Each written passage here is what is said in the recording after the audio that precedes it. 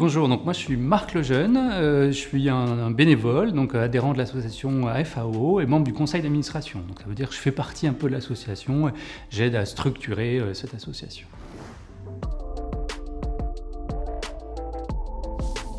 Oui, nous allons parler de l'AFAO, Association française de l'atrésie de l'œsophage. Donc on est vraiment une association de familles de patients et de familles de patients. Donc par exemple pour moi c'est ma fille qui a 18 ans qui a une atrésie de l'œsophage.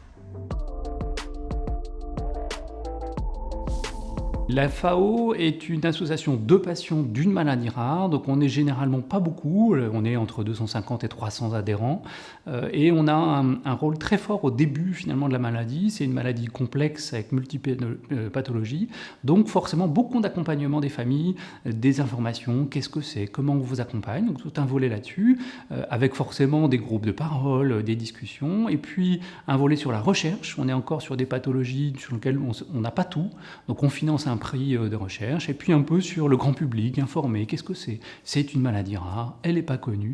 Les médecins généralistes, par exemple, ne connaissent pas non plus la pathologie pour nos enfants.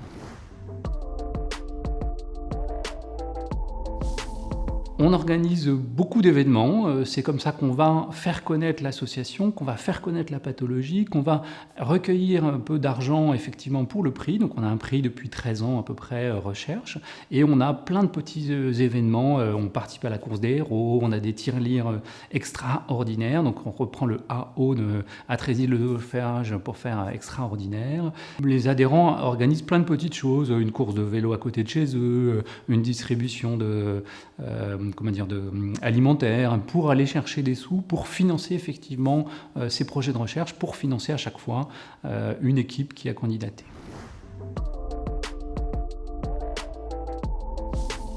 En tant qu'association d'une maladie rare, on est très fortement en lien avec le CRACMO. On a même finalement contribué à la création du CRACMO. On était au départ impliqués en disant il faut qu'il y ait quelque chose, il faut qu'il y ait une structure pour représenter cette pathologie. Donc il y a eu, et donc maintenant on garde un lien très fort.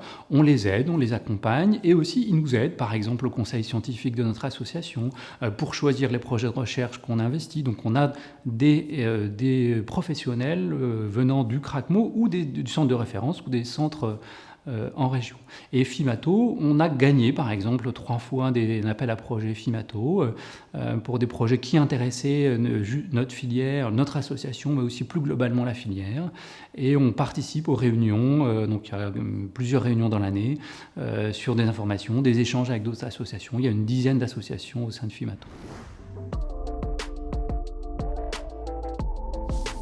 Pour contacter la FAO, il y a effectivement un site web à FAO. On est aussi présent sur les réseaux sociaux, sur Facebook, sur LinkedIn, sur Twitter.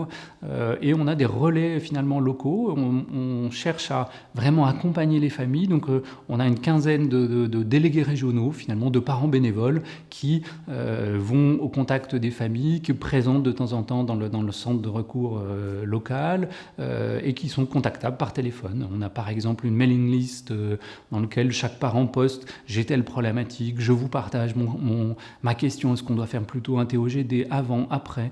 et les parents répondre derrière. La FAO est là pour aider les parents, les enfants qui en ont besoin. Donc venez nous demander de l'aide, venez discuter, échanger. C'est plus facile, c'est souvent très très lourd au début. Et finalement, pour notre pathologie, ça s'allège un petit peu quand les enfants sont adultes. Donc c'est bien de voir quelqu'un qui a déjà cette expérience, qui a connu ça et qui peut nous conseiller, nous aider à prendre du recul.